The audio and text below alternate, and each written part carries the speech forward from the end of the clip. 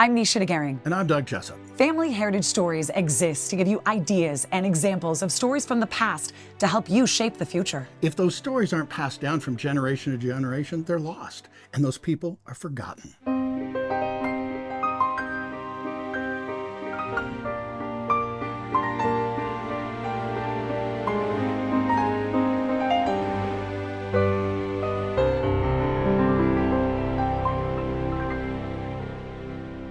Everyone has a story. Stories have power. They help us understand each other. And these stories deserve to be passed down. It is time for Family Heritage Stories.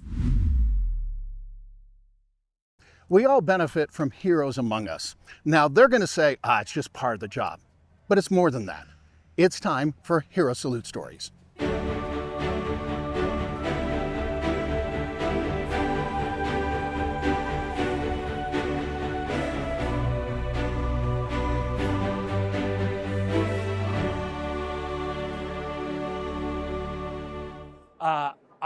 In order to join the Sons of the American Revolution, you must be connected to a recognized patriot of the American Revolution. And there has to be a paper trail. It can't be a simple pedigree. So I worked with a genealogist in the SAR, and they helped me connect to one of my patriots. And his name was John Young. And John Young fought in the American Revolution. He actually joined up at Valley Forge with Washington in the spring. This is the story that I know. And as a very young man, and stayed with the war till 1781 when it concluded. Now, John Young had several children, and two of those children were named Susanna and Louise. And I come through them. But they had a brother who was named Brigham. So Brigham Young's father was a patriot of the American Revolution, and I descend through his sisters. And it's exciting to me to understand what this man did as a very young man, joining up with Washington, and that he desired freedom and liberty. And so I wear this in honor of John Young, knowing that he too at one time wore a uniform and carried one of those 10-pound muskets, a flintlock, and defended our liberties so that you and I might have those freedoms today. Hero Salute Stories are made possible by the generous support of viewers like you. Go to fedorafoundation.org to donate today.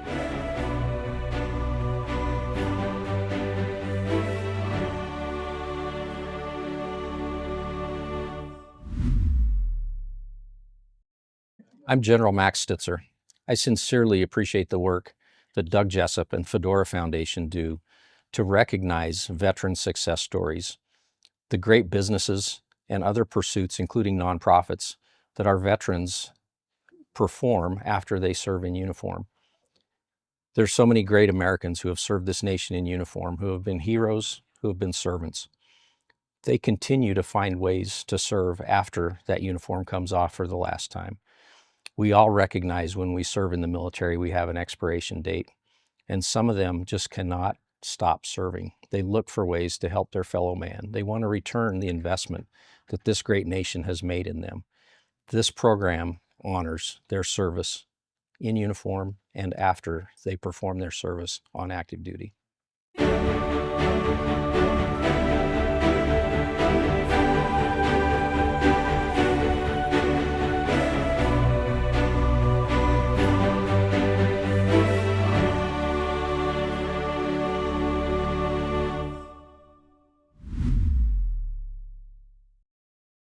You know, there's a special bond between grandparents and grandkids. Tell me a story about your grandma or grandpa.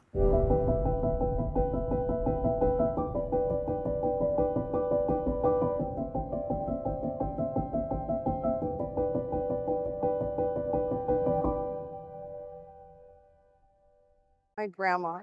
My grandma was an amazing woman. She's of pioneer heritage, and I remember as a child, she would decorate wedding cakes, and we would eat so many frosting flowers that it would make us sick. And she's just a wonderful woman. Hey, how about her hubby, your grandpa? My grandpa, he served in World War II. He was part of the 82nd Airborne, and he rarely talked about his experience, but we found many awards and medals after his passing. Broadcasting from Lanny Bernard Gallery, you're watching Family Heritage Stories. We'll be right back.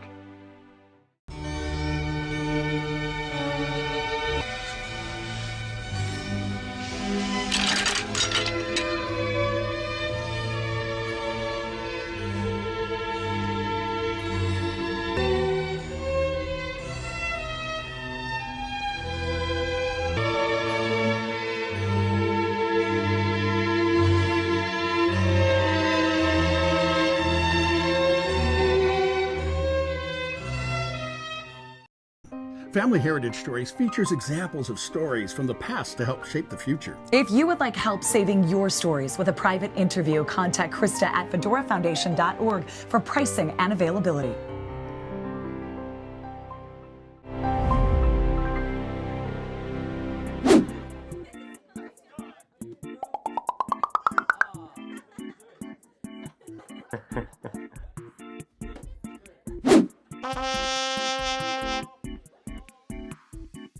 Mike Agrilius, did you know that if you don't pay your exorcist, you could get repossessed?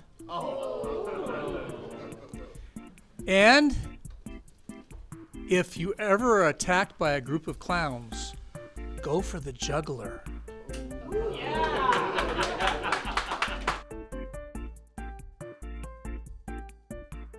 Later in the show, Brandon Fugel shares his story behind his collection of movie memorabilia and historical artifacts. Will it be, boys? Well, I need to get rid of some hair. You're gonna look so good. Oh, man. Got a date? I hope so. What do you think? Shorter, please. More like it? Shorter. That would be a shave. Go for it. Can't believe he's doing it.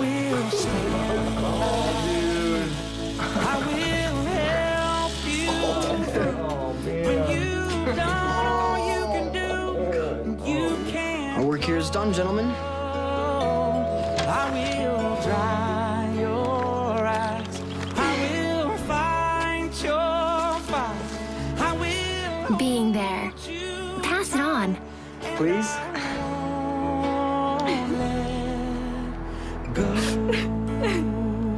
Yes. Everybody comes from somewhere. What does heritage mean to you?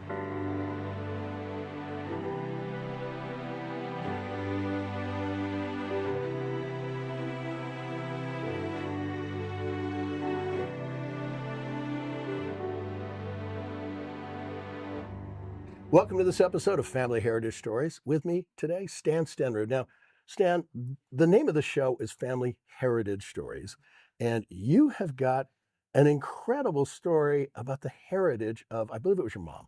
Yeah. Okay. Spilf. Okay. Okay. So my mother was born in Stavanger, Norway. And when she was 11, Germany had occupied Norway during the whole duration of the war.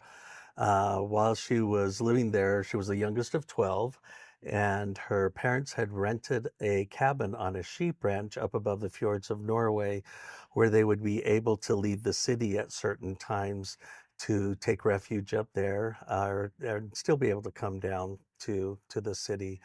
And so my mom was up there and lived there on that sheep ranch, which, in a little twist, when I was 19, I actually moved to Norway and worked on that sheep ranch. Oh, yeah, for a little while. See, I have to admit, that's one of the coolest things, because I do talk to people, and I've been able to do this as well.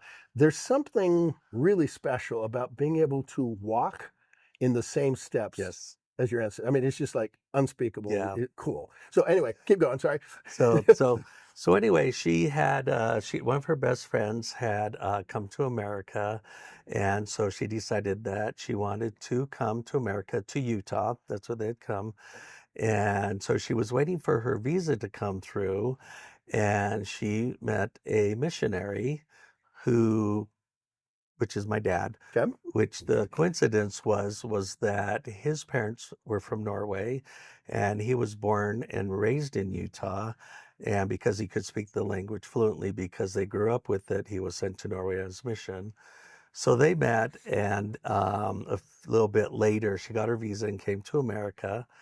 And they wrote each other for 9 months, and he came home, and 3 months later, they were married.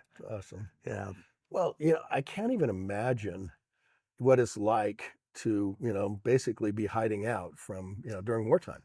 Yeah, it was really interesting because there was no radios. There was a curfew of when you had to be off the streets. There was curfew of when all lights had to be out. So she had this silver candlestick, and she would take that and light it at night. And even when they were up on the ranch, way up in the fjords, in the mountains, she would still light that so she could be able to sneak and read that. And it was really interesting. One time, her and her girlfriends had made these little beret hats, and they dyed them red, and they're going to wear them to go skiing. And they were walking through the town, and a German soldier came up and told them to take that off right away. And one of them couldn't get her bobby pin, and so he just ripped it right out of her hair. And it was just kind of a tragic situation, because you kind of had to live in a little bit of fear and on the edge all the time. And I think that was a big reason. When the war was over, my mom was 16, and so that's when she was 19. She still wanted to, everybody heard about America, and everything like that. And it was really interesting because when she met my dad served in the Navy in World War II. So they had these stories of her being occupied Norway, and then him working in the South Pacific is where he served all of his naval time there. So just kind of those stories that they always had growing up, how they tell us each ones, and then trying to mesh them together, time frames. When he was 17, he went and joined the Navy. The war was going on, and he joined it for the duration of the war. Wow. And the war had lasted just another 2 years. So when he was 19, he got out, and he was there just over 2 years. And then he worked for a little bit to save money to go on his mission. So they did it. And it's a really interesting story, because my mom was on the dock seeing her sister move to Germany, because her sister had married a German, and they had expelled her from the country. Whoa. And so she was there saying goodbye to her, and my dad's ship was coming in, the ferry, and he saw my mother, and he said to his companion, he said, "See that girl? I'm going to marry her." And then when he got off, she wasn't around, she wasn't there or anything. But my mom had come home, and her mother said, Annie, she goes, "Is the missionaries' rooms ready?" Because they were LDS, and they housed some of the missionaries. My grandfather was a branch president in the LDS church. And my mom went running up and flew the door open because she was going to get ready. And there was my dad sitting there and his companion. He was like, "Wait, that's that girl." Love it. Well, and it's funny because people hear me say this a lot, but one of my favorite phrases is, everybody loves a love story, and we're all here because two people found love. And I still have those letters. Really? Yes. Oh, wow. Okay, and their names? Yeah, my mother's name was Annie Anderson, S-E-N, and my dad, Grant Stanley Stendrud. Yeah. Wow, thank you. Well, that's a cool story. Yeah. And my mother actually, just kind of side note, I grew up going back and forth to Norway with my mom, and she would go all the time, and she was there on vacation for 30 days, and 3 days before she was come home, she had a massive heart attack. But yet she lived long enough to talk to all of us kids. There's 5 of us kids, and my father, and also spouses, and then she passed away. So my sister always said she had the best of both worlds. She was born in Norway, and she died in Norway, and we had a beautiful funeral over there and a beautiful one here for her. So I think she got what she wanted, actually. You're watching Family Heritage Stories. We'll be right back. There is no greater storyteller than Doug Jessop. His work to preserve our cultural heritage and tell the stories that are really shaping not only our past, but our future are more important than ever. I'm Doug Jessop. And I'm Nicea DeGering. Family Heritage Stories airs Sunday night at 11 on ABC4. Did you know you can get help with a private interview with Nicea or me? Contact Krista at fedorafoundation.org to schedule your interview.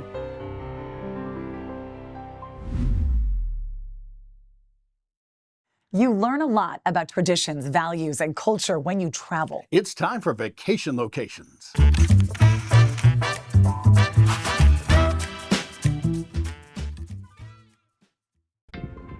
Welcome to Stavanger. Although known as the oil capital of Norway, Stavanger is much more than just a hub for the energy industry. Located on Norway's southwestern coast, Stavanger serves as an ideal base for exploring the Lysefjord, including those venturing to the iconic Pulpit Rock. Yet there's plenty going on in the city itself to interest the curious traveller. From the historic district of white wooden houses to the street art that brightens up downtown, here are some of the best things to do in and around Stavanger. Lysefjord. First of all, I'll start with the reason that most tourists visit Stavanger, even though it's 30 kilometers away to the east. The Lysefjord is one of Norway's most famous fjords, even though it has very few viewpoints accessible by car. So boat trips or hikes are needed to appreciate the Lysefjord in all its grandeur. A 3-hour sightseeing cruise departs central Stavanger daily during high season and several times a week for much of the rest of the year. It takes about 1 hour to reach the Lysefjord Bridge, which marks the entrance to the fjord. After passing underneath the bridge, highlights include a Vagabond's Cave, the site of Pulpit Rock from fjord level, a family of goats that somehow call the steep coastline their home, and this beautiful waterfall. For an awe-inspiring view of the fjord that is hard to beat, you'll need to tackle one of Norway's most famous hiking trails. Pulpit Rock, or Prekestolen in Norwegian, is a cliff top dangling almost 2,000 feet above the water. Hiking experience is advised. Daily bus shuttles link downtown Stavanger with the trailhead. On some fjord cruises, an optional stop is the historic fjord village Fløli. Home to one of Norway's first hydropower plants, Fløli is today a popular vacation spot and a challenging hiking destination with a difference. Its 4,444-step wooden staircase up the mountainside is billed as the world's longest. Old Stavanger. This historic district of white wooden houses is just a short walk from the cruise ship port and the central area. The old town, known as Gamle Stavanger, boasts a few hundred timber homes, all painted white and impeccably looked after by their owners. A stroll along the cobbled lanes that weave their way between the white houses, brightened up by vivacious blooms spilling from hanging baskets, is hard to beat in the summer. Just remember, this is an active residential district, so do consider that when taking photos and video. If you have the time, it's worth calling into the Norwegian Canning Museum to understand the city's major pre-oil industry. Hi, I'm Mike Tingey, and you're watching Family Heritage Stories, and we'll be right back. Welcome to a world-class experience. Be greeted by your own personal assistant at arrival. Get exclusive access to spa and wellness. And gastronomic delights from our enchanting gardens. We offer luxury beyond compare. Your comfort is our priority.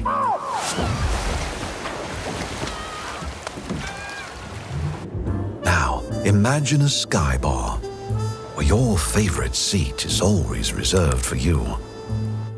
Spend the night in one of our deluxe incomparable stays. 5 stars? How about 5 billion?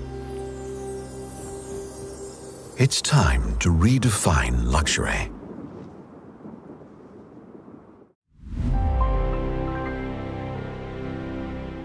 Objects with stories, our treasures remembered.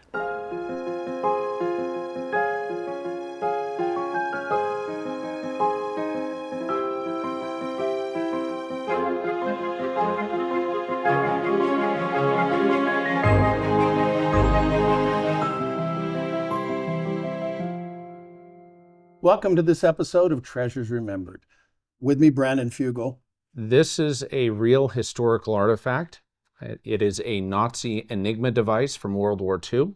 This was the latest, most state-of-the-art in coding of messages that gave them a competitive advantage for some time.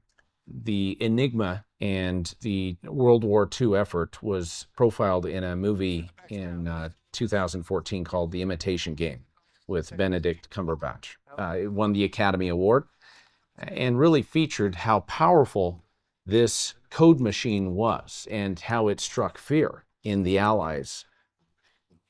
Back in World War II, off the coast of Norway, was a farm, a family that was minding their own business one day, and the father saw a Nazi officer making his way through their backyard. Had the family rush into the cellar to hide and saw this officer apparently go into the barn, and after a few hours of waiting in the cellar and hoping that this officer would leave, they came up and went out to the barn, found that he was not there, but up in the loft, hidden behind bales of hay, was what he described to his family as a typewriter.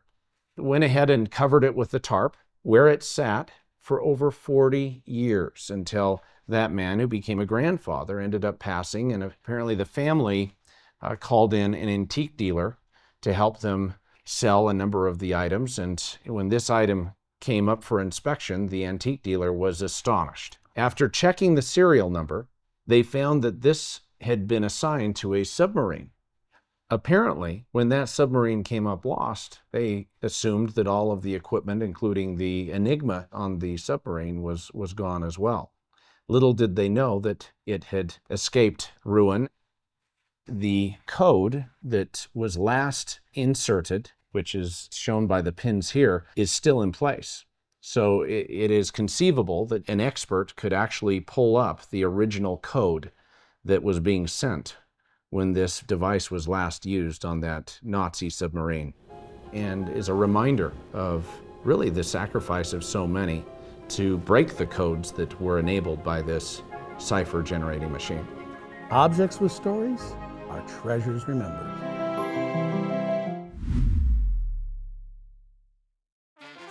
Everyone has a story. Sometimes those stories are told through music.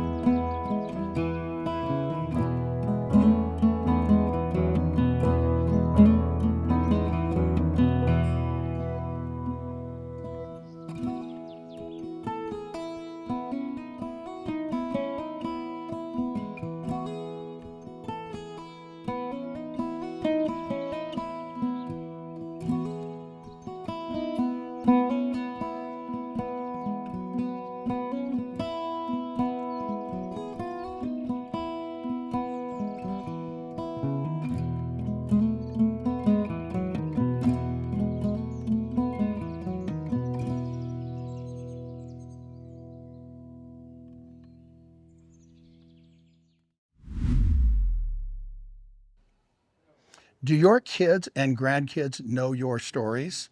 This is Doug Jessop.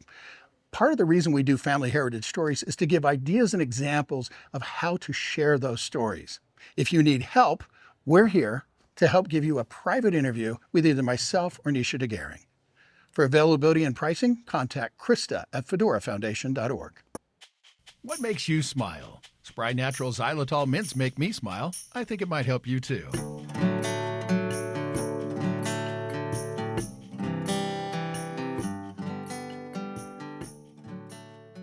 It's our honor to be able to help people remember where they came from. The Fedora Foundation supports the collection, preservation, and distribution of diverse stories of traditions, values, and culture, right here on TV and online as well at familyheritagestories.org. How do you want to be remembered? With another episode of Family Heritage Stories, I'm Nicea DeGering. And I'm Doug Jessop.